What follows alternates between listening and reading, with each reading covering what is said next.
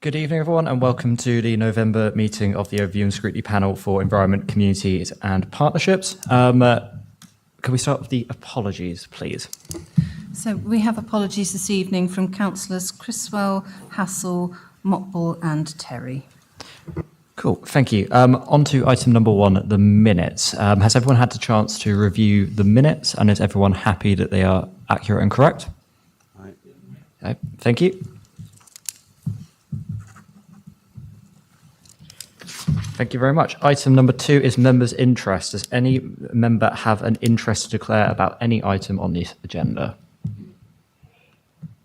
Nope. Cool. On to item number 3, the Overview and Scrutiny Work Programme.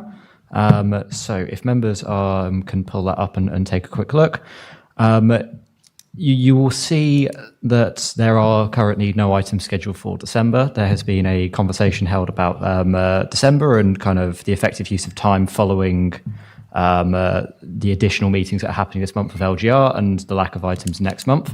Following discussions with officers, we are looking to cancel next month's meeting and instead look towards bringing more of the items that are member-led towards a meeting in January.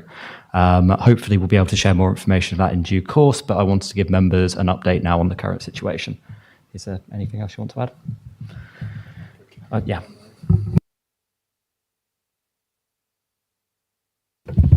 Thank you, members. So I think that's a fair comment. I think when we review that this coming month contains our normal cycle of business, plus 3 extraordinary meetings as well around LGR with significant content there for both officers and members.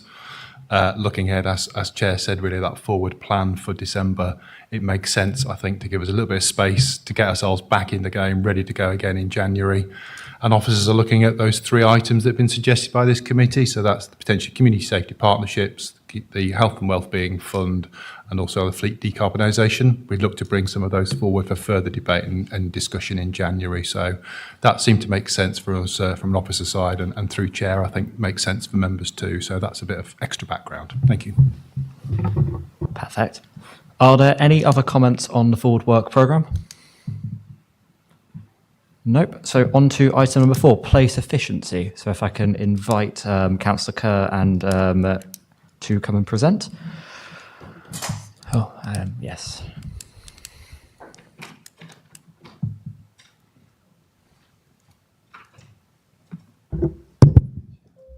Thank you. I'm here with Kirsten and Greg, and we're just going to present, give you an overview of the report. The report sets out a strategic framework for outdoor play in Huntingdonshire.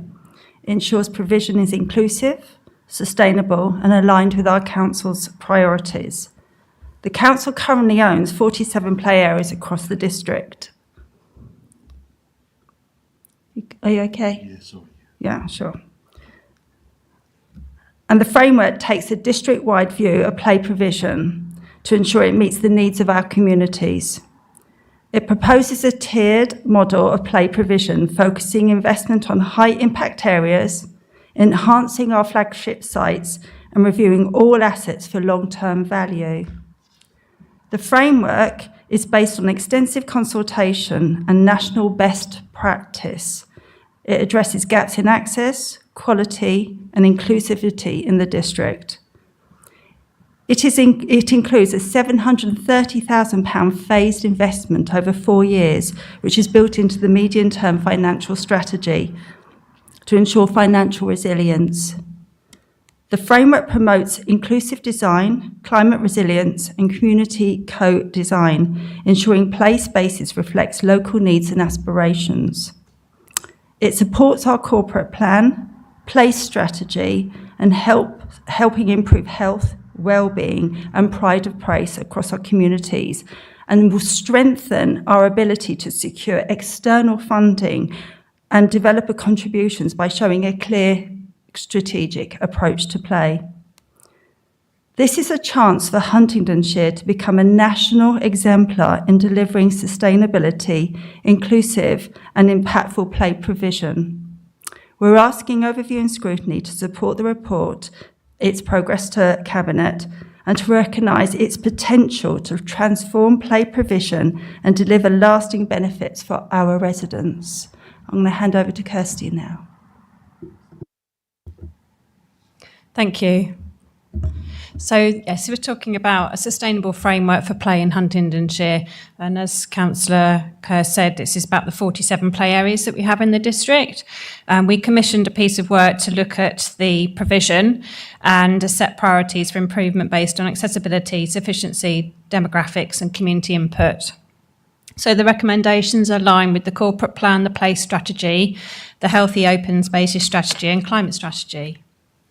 So this is just a short presentation really to talk about our recommendations, the purpose, delivery based on research, the investment plan, opportunities for engagement and collaboration, as well as the wider benefits. So in terms of the recommendations, we're proposing to adopt the Sustainable Play Framework as our strategic approach, approving the tiered model and phased plan, which is 2025 to 2030, committing 730,000 capital investment via the medium-term financial strategy, developing flagship sites to generate income and reinvest in the network, and supporting community engagement and co-design for inclusive, locally owned play spaces. So the framework offers a strategic, sustainable approach to outdoor play. It aims to focus investment where it has the greatest impact, deliver inclusive, high-quality play, and embeds inclusive design, environmental care, and commercial viability, supporting council goals around inequality, health, cohesion, and infrastructure.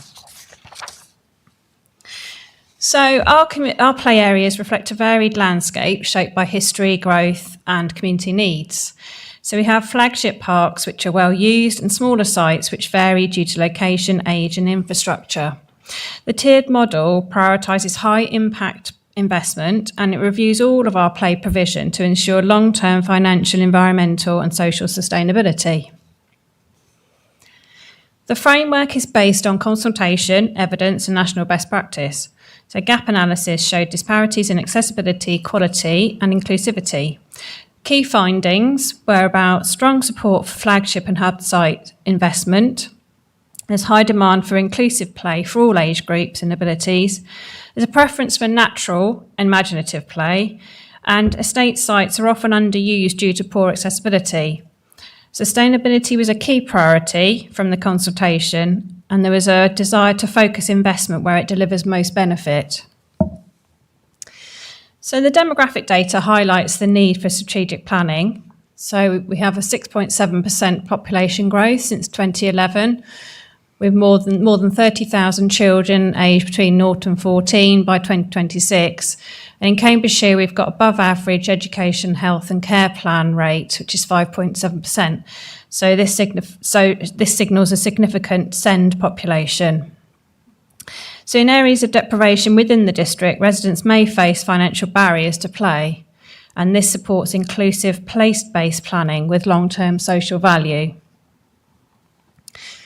The framework requires 730,000 capital investment over 4 years, with a bid already in the 2026-27 MTFS. Flagship sites will generate income to reinvest and reduce maintenance cost, and the phased approach prioritises early wins for safety and accessibility, feasibility work for future flagship sites, targeted investment in high impact areas, and it also includes district-wide initiatives for inclusive play and life cycle renewal. So we want to use the council's Do Enable Influence strapline to guide our approach to play provision. This is about taking direct action to improve play spaces and infrastructure across the district. And we'd like to empower residents and businesses to participate in shaping inclusive, sustainable play environments. We'd like to collaborate with the economic development team to develop sponsorship opportunities with local businesses. And we'd like to create a model that encourages community investment and long-term engagement.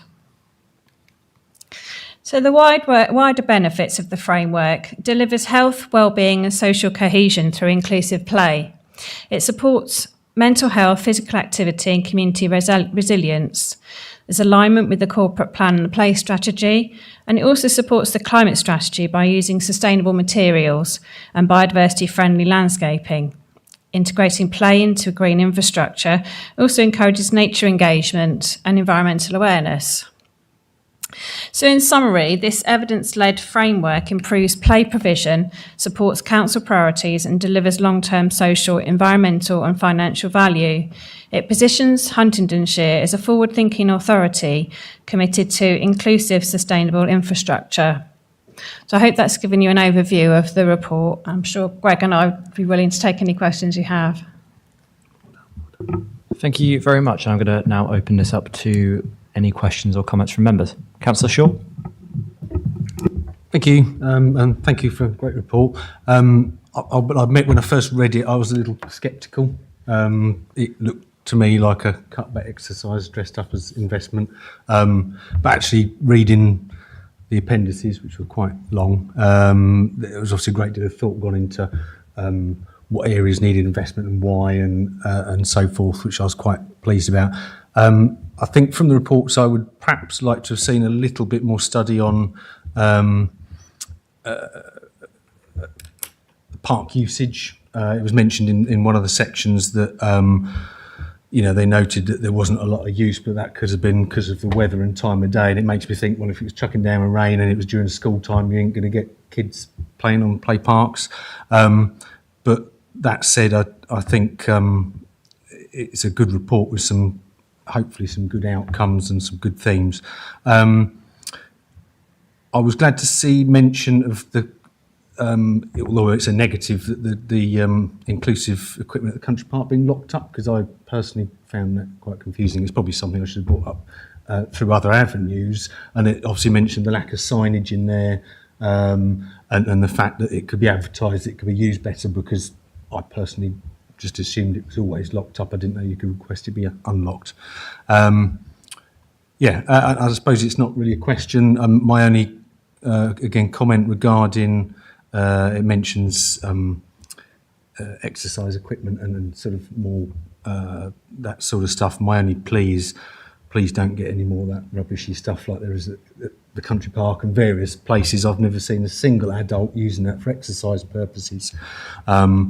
I was in Barcelona this year and there was some fantastic equipment on the beach and it was busy all of the time with young people, and it would be great to see something like that. And I think that's it. So there's no question there, but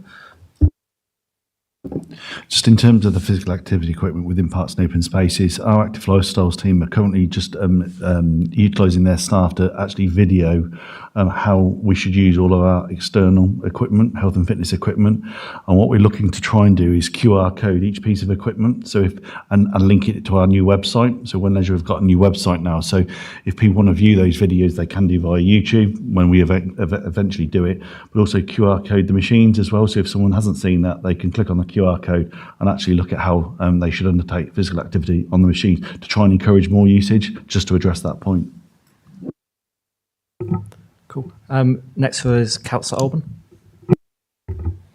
It's interesting. One of the things I think I don't think it's just my ward. We all have this frustration where a development comes in and a developer will say, "We'll put a lap in or a leap or something like that," and we get little bitty bits of play equipment that don't really link up with each other. So what I would like to see added is, it was great to hear about sort of working with commercial partners and maybe business sponsorship, but also get developers to listen and work with the parish councils, because to quote my own ward, with some of the proposals, and I was going, look, you're going to put a play park, whatever it's a lap or a leap, right close to where there's already going to be one.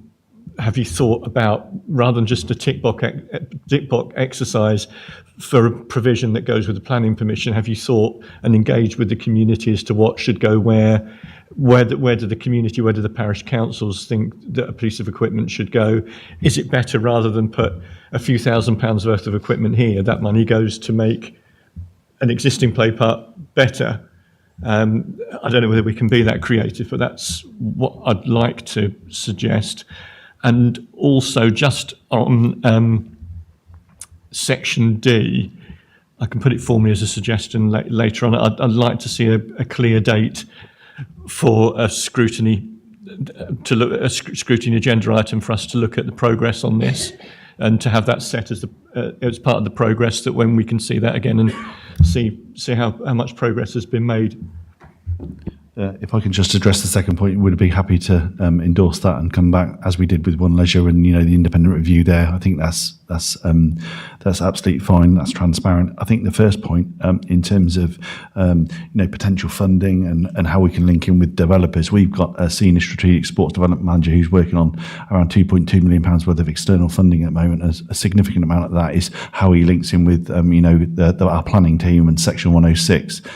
But we've been careful within the report to, mention the word review. So as developments come up or things come to the end of their life, we will look at actually how, one play area could be, potentially removed while a new estate is being developed, and, how we can better sort of use and be more efficient with our play structures to suit, the local needs across the district as well. Thank you. That's good to hear. I know we've got a lot of experience amongst the officer team, your team, the team that you lead, Greg. And there's a lot of parish councils in the district that know about demand, know about the politics with a small p and the pressures of putting play parks on. And I don't have to look too far. I think too much about some of the little areas, which with a bit more thought could have been something better. And if we can get developers to work with us and your team on that, I think we can link that in together and come up with something even that will match the aspirations that are in this report. I think if I could just come back on that, I think one of the key points within the report as well is around community engagement as well. So as we move forward with this phase plan, and again, we can update you as a committee, once we come back and provide you a progress update at these points, we will engage with you. Our team will engage, with the local communities through local councillors, and we can happily take that away and build that into our plans as well. Cool. Thank you. Councillor Wells? Thank you, Chair. Early on in the report, there's a couple of mentions of income generation. I wonder if you could just expand a little bit on the opportunities there. Thank you. I think when I came to the committee previously, I've mentioned that we're looking at how we can drive more footfall to our parks and open spaces, but also from that how we can make them more commercially sustainable, because there is a wider cost to parks and open spaces. So not only can we look at corporate social responsibility and fundraising and funding, external funding of some of our flagship sites, which is where this income generation comes from, but also how we can then look at the secondary spend if we develop this commercial opportunities strategy across our parks and open spaces by utilising new and improved play infrastructure to bring more people into our parks and open spaces, to then, as an example, couple up and buy teas and coffees from obviously the new Hinchinbrook Cafe, and about what we do more widely that at Paxton Pits and other areas across the district as well. Councillor Pitt? Thanks very much, and thanks for the report. You've had probably more comments than questions so far, and I might continue that theme, but I might do would you like to comment on at the end? Anyway, I think part of that's because actually the content that's in the report is really positive, and there's not many criticisms about what's in there. It's more kind of sparking a conversation, which I think is hopefully useful. I just want to, first of all, share my own reflections. So it's not so long ago that my teenage kids were, aged 2 to 4 to 5 and that sort of age. And I was doing a bit of, so I had them 2 days a week during the week, and it was me and 2 young kids. Having somewhere we could walk to with some play equipment, however small, was absolutely vital just to get through the day. And it is also the place that I met the people that are my best friends now. We've all got the kids the same age, they're all teenagers now. But those small sites, even if it's just got a swing and a little bit, whatever, if it's 100 metres away, that's a huge value in that. And I think a lot of those sites are probably owned by the town and parish councils, but I see that as a really integral part of this, wider, the holistic thing of the play equipment infrastructure across the district. I also think the flagship sites are really vital. Like, so many things that young children want to do cost money, and to be able to take the family out for a day out to a flagship play equipment site with lots of other things there as well, hopefully, is really, really valuable. You had in your presentation, about all the wider benefits in terms of physical and mental health and community building and all the rest of it. Often those things are kind of added to slideshows to dress it up a bit, but I totally believe it. It's absolutely vital for all of those things. It's really genuinely, really valuable. So I'm really excited that the council is focusing on this work.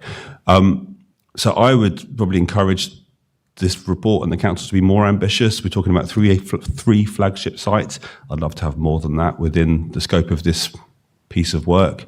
What are the sites that actually lend themselves, if they've got the kind of infrastructure, if they've got toilets nearby, if they've got a cafe, but not the most exciting play equipment, let's put another flagship site in there. I think that'd be really valuable, and I think our taxpayers would think we were, using their money well. The other comment I'd like to make is around community engagement.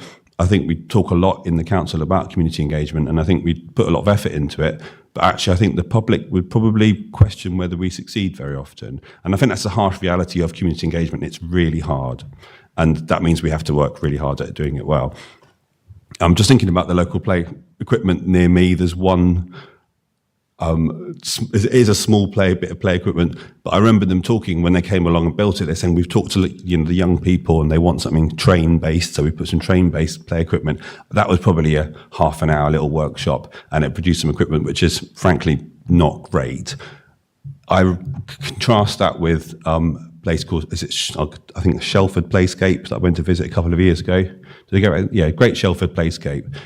That is absolutely brilliant piece of a play equipment site.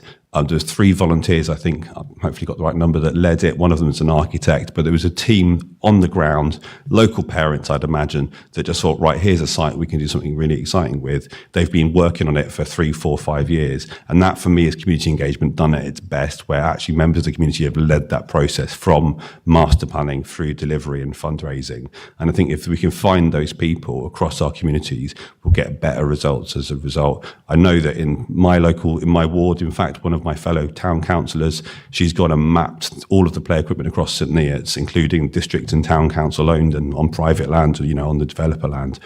And she's the person you need in your team from St Neots to give you that local knowledge. And I checked in with her, she hasn't heard from HGC yet, and I'm sure that will come, but I'm really keen that you work really hard to find those people, because I think that will be the real value you'll get from this process. So great what you're doing. I'd love it to be even more ambitious, but please find those key stakeholders, because I'm sure every single village will have someone who's absolutely passionate and will spend as many hours as you ask them to do to get the best results out of this project. Just coming back to my point about community engagement, we pick up on that, and I think that's something that's come through on the report, but we will play heavily on that.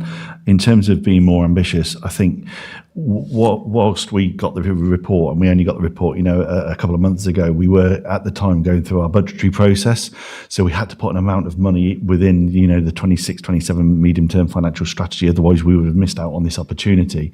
But as I've tried to indicate within the report, that we can be more ambitious, because we can work with housing developers with Section 106. We can look at community infrastructure levy funding. We can look at other external funding as well on top of this. So whilst we can use that to support or avoid us spending our own capital, we can actually look at actually increasing that amount as well over the coming years as well. So it was an indicative cost based upon the external advice, but we will look at other funding measures as well to try and be more ambitious, as you say. Councillor Bywater, and now I'm going to come in. Yeah, thank you very much, Sharon. Yeah, just to echo some of the questions and comments have already been repeated, but I guess it's a long while since I've been to a children's play park, because my kids have grown up, but actually I'm now going through the grandchildren phase of that, so I'm actually revisiting play parks in the area. This is just one comment or an observation that I have with play parks, is that as a member, sometimes get complaints or people contacting me about some of the issues on play parks. And one of the biggest things that I have as a councillor is that who owns those play parks, who's responsible for them. We seem to go through this cycle of like, who owns it, is it parish council, is it my plea would be about identifying the parks clearly, or who owns them, so that there's a very easy way of, because we do have problems with stuff getting broken or breaks or whatever, is my plea would be that the public are able to identify who's owning these parks really as part of this journey really. And I also think it's very sensible. I like the phases, and I really look forward to hearing how successful this is in the future really. So thank you. That's a fairly quick one in terms of signage, I think, which can sort of reassure people who owns and manages the park, which we can pick up, in the short term. I think in terms of moving forward in terms of looking at the approach that we've taken. This is a more of a strategic investment approach over the next 4 years. At the moment, we're very heavily maintenance-led from a compliance point of view. And as such, speaking to the staff that manage and inspect the parks, another thing we have put in is a revenue bid into next year for the next 4 or 5 years over the medium-term financial strategy to increase their revenue expenditure on health and safety and compliance and remedial maintenance works as well, to try and reassure the public that we are taking this seriously to remediate any issues that come up. And coupled with this investment, we're taking a two-pronged approach. Cool. I'm going to take the opportunity to jump in. And my point somewhat follows what Councillor Pitt was saying about community engagement. And I'm not going to go about when I was last using parks, because that was probably much more recent and some members would like me to highlight. But no, so looking at the forward plan on this, one of the things that's going to be happening in phase 1 for Q3 and 4 in 2025-2026 is the Youth Co-Design Programme. I'd be wondering if you'd be able to give a bit more detail on what you expect that to entail, how potentially it might be going ahead, especially as I know the report mentions provision for teenagers, which is a really hard thing to get right, and I'd be really interested to know how that co-production program is going to work. So obviously within the report, we've stated, our position, what we'd like to do. And I think, we've picked up on the comments around community engagement. I think, it's a report, it's in black and white, and I think it states our position on what we'd like to do in the future. So we haven't reached that position yet or concluded what we'd like to do in terms of teenager usage involvement. But rest assured, we will engage with relevant parties of that nature so that we can hear their views on what they would like to see, such as the skate parks that we've got. I know there was extensive community engagement there, and we'll do exactly the same. But at the moment, this is a report to move through the process at the suitable time. We will address that, and we will work with our marketing communications team through their new community engagement software and the relevant stakeholders around the room, and obviously more widely to that as well. That's really useful, thank you. I'm going to come next to Councillor Shaw, and then I don't have anyone after Councillor Shaw. Thank you. In all fairness, you've pretty much detailed my question, because it was about consultation. Obviously, in some of the appendices, it mentioned that they struggled to get parent consultation was one of the things they struggled with. What I was quite surprised was that I personally hadn't heard of the consultation as a member, and I was quite surprised at that. And I think it's something that comes up over and over again is using members to help spread the word to local communities. And I hope that with the mention of youth engagement, not that we're all particularly youthful, but we can at least help spread the word to maybe parents of youths or whatever. Because it's something that keeps coming up again, is that use members to help get that word out. Just sorry, on the same point. So I think members get a lot of emails, and if it's to all members, I can't say that I read all of them. But if you've got a project in God Manchester, email those ward members saying, we're going to spend some money in your ward.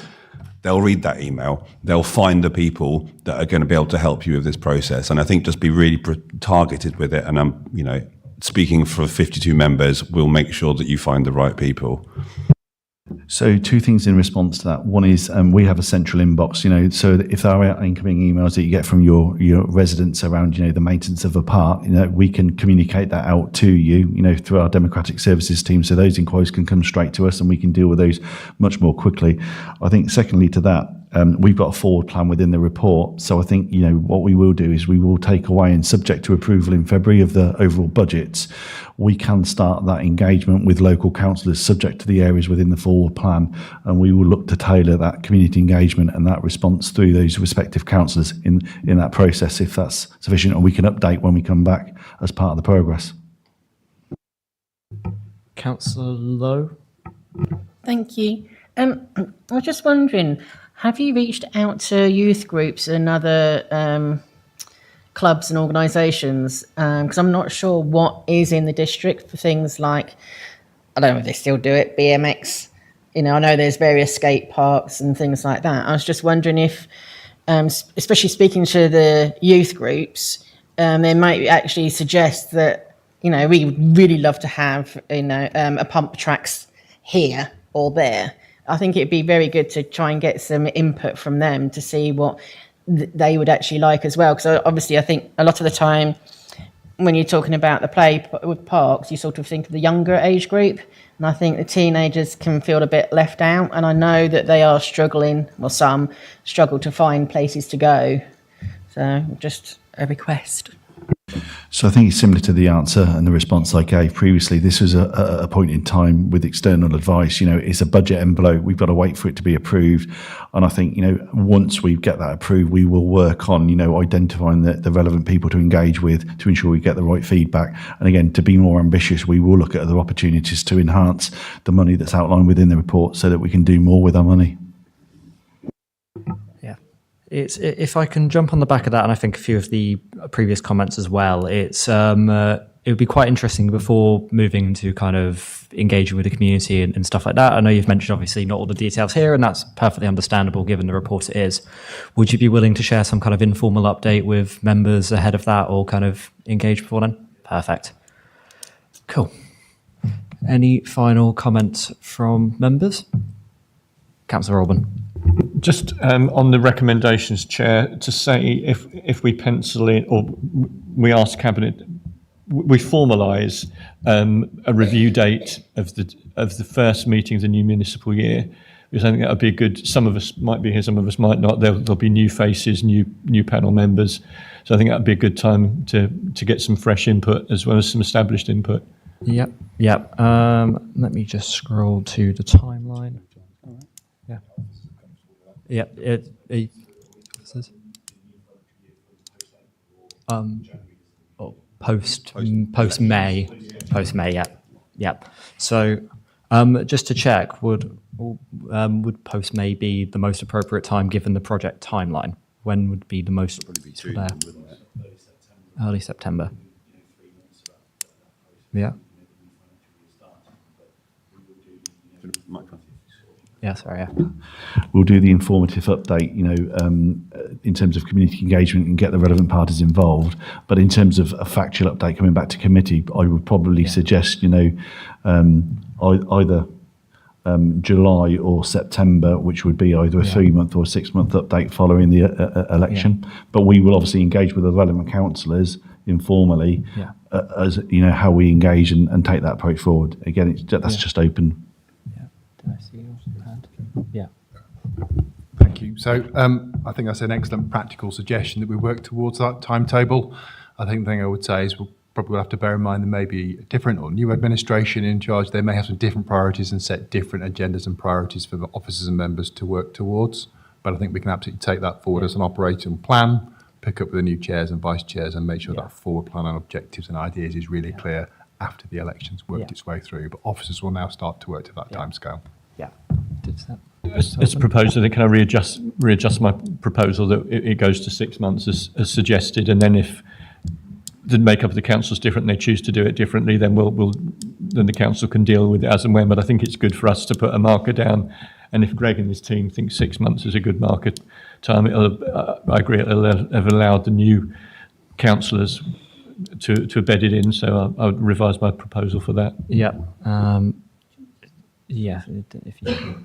Would you be happy that this is then being minuted with that date and the discussion there, and then it would go onto the forward plan as a topic that is coming back into the agenda, rather than adding it as an extra recommendation? If we take that approach, then obviously we'll minute that part of the discussion, and we'll include that within the cabinet notes as well.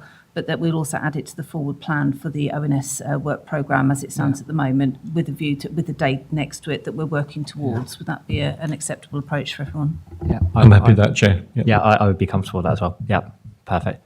In that case, is there any final comments or questions?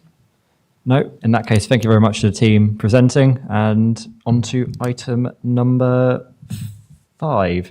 Which is the Council Tax Support Scheme 2026-27.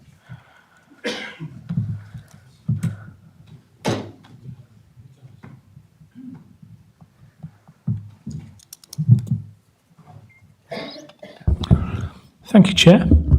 So the report in front of you provides an update on the operation of our local council tax support scheme following the significant changes we introduced in April 2024. As members will recall, the intention behind those changes was to simplify the scheme and to ensure that more support reaches the low-income households who need it most. The evidence set out in this report shows that the scheme is performing as intended. We are now supporting around 6% of the households across the district, with almost 4,000 residents receiving up to 100% reduction in their council tax liability. That means that more people are being kept out of crisis at a time when the cost of living continues to place a real pressure on households. Importantly, the redesigned scheme has also made the process easier and quicker.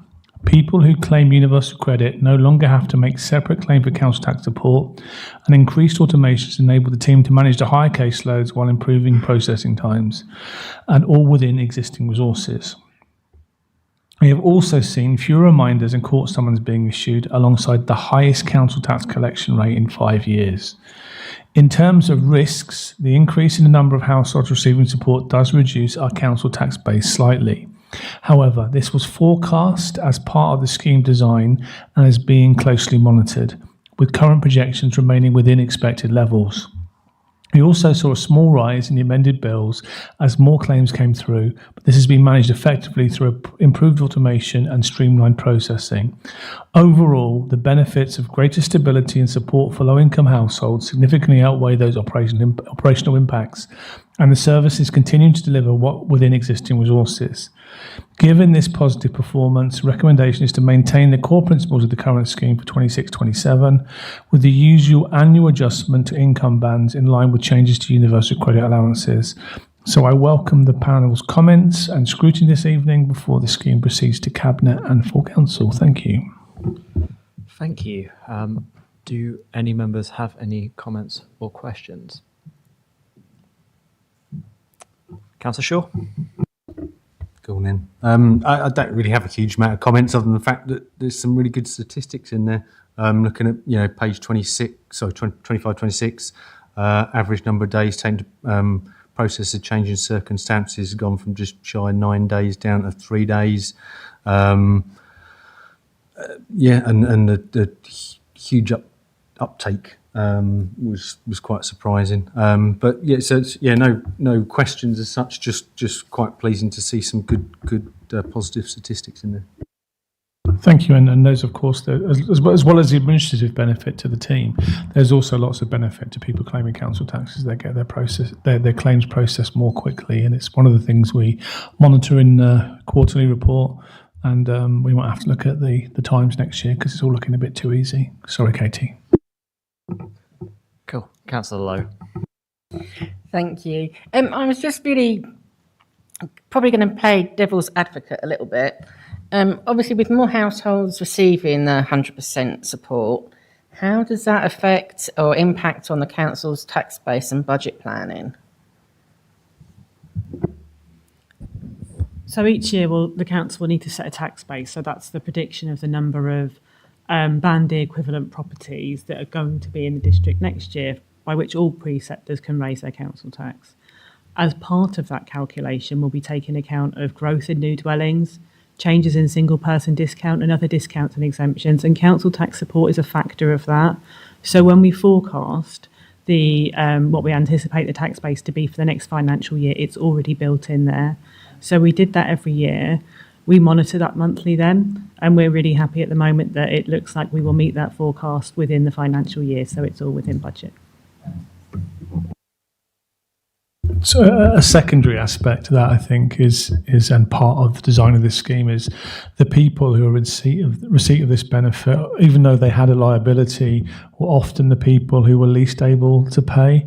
And even though we're not necessarily collecting money, quite often that was the most difficult money to collect. And when we did collect it, it's through the heartache of, final reminders, court summons and those things. And so despite the fact that we have more people on the list, I think that the cost to the society is reduced, because again, these are people who are requiring support quite often because of difficult circumstances, and if we can help them to help themselves, it costs us less money and all the councils less money downstream. So I think, even though it doesn't always look like we're collecting less money, I don't think in reality we probably are too much.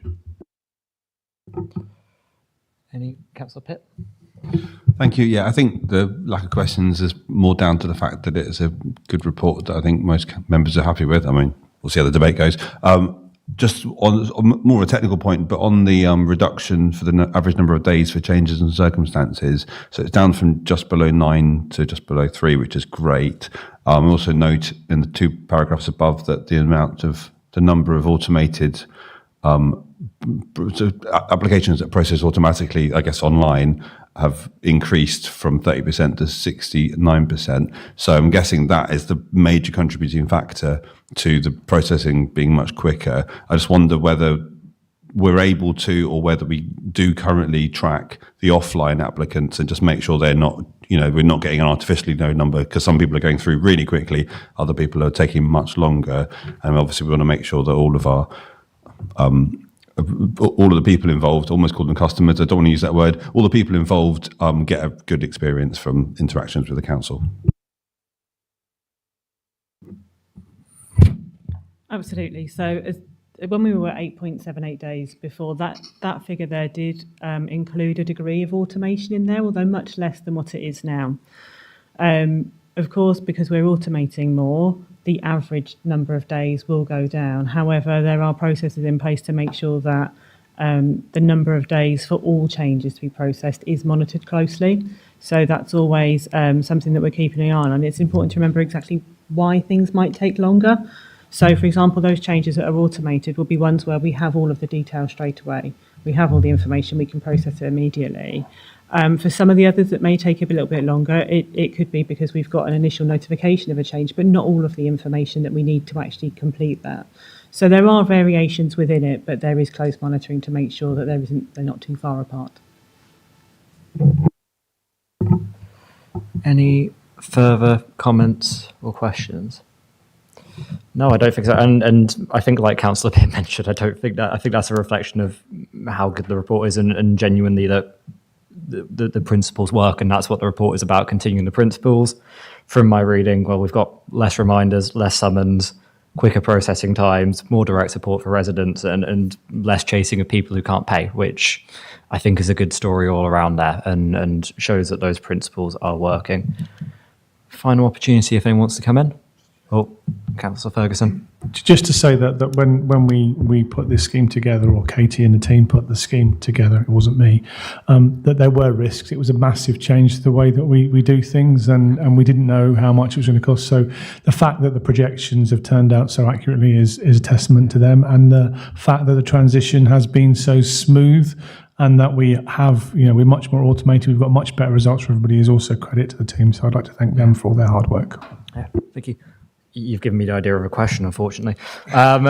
Sorry. No. So if I'm remembering back to when the scheme was first implemented, I remember a fair bit of scepticism from town and parish councils who would, or at the time, saw their council tax base decrease alongside ours and alongside the county council as well. I think a lot of those concerns have gone away, but have any town and parish councils continued with that position, or have they continued to raise comments?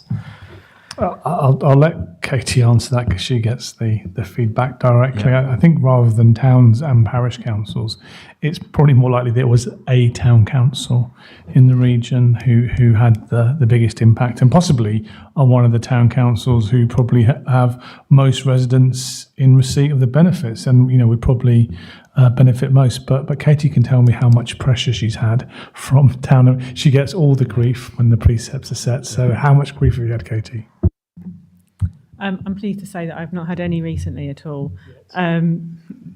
Perhaps. The important thing to note is that council tax support is a discount to council tax. There are lots of other discounts as well that fluctuate, that change, that move up and down. And so council tax support is not the only factor that might influence a tax base.